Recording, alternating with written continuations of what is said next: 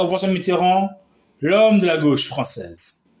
De retour en France, François Mitterrand participe au gouvernement des secrétaires généraux voulus par le gouvernement par le général de Gaulle, avant l'installation du gouvernement provisoire à Paris.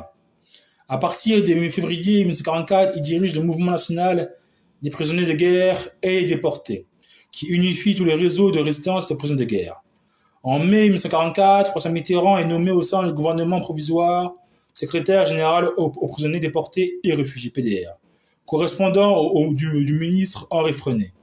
Dans l'attente de son retour de Londres en août 1944, François Mitterrand participe à la libération de Paris, où il participe à la prise du commissariat général aux prisonniers de guerre et refuse le poste de secrétaire général PDR lorsque Frenay prend la tête du ministère le 2 septembre.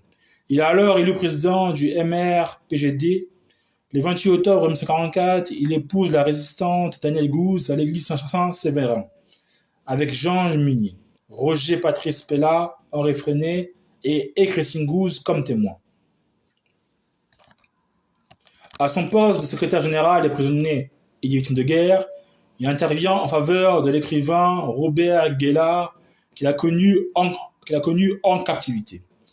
En avril 1945, François Mitterrand accompagne le général Lewis comme représentant de la France pour la libération des camps de Kaufering et de Dachau à la demande du général de Gaulle. C'est là, en compagnie de Pierre Bugeaud, qu'il découvre par un hasard providentiel Robert Antelme, mari de son amie Marguerite Duras, à l'agonie atteint du typhus. Les mesures sanitaires interdisant de l'évacuer, il organise le transfert de cet ancien membre de son réseau. Rétabli, celui-ci sera l'auteur d'un livre important sur la déportation, l'espèce humaine.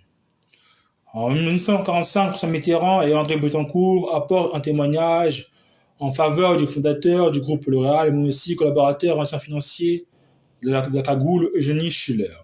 François Mitterrand est alors brièvement engagé comme président-directeur général des éditions du Rond-Point et directeur du magazine Votre Beauté appartenant au groupe fondé par Schuller.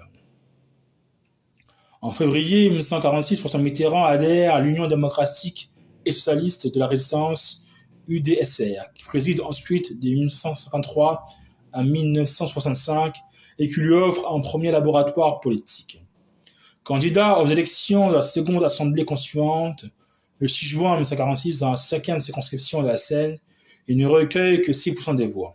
Par la suite, François Mitterrand hésite entre s'implanter politiquement dans la Vienne ou dans la Nièvre. Eugène Schuller le convainc alors de se présenter dans la Nièvre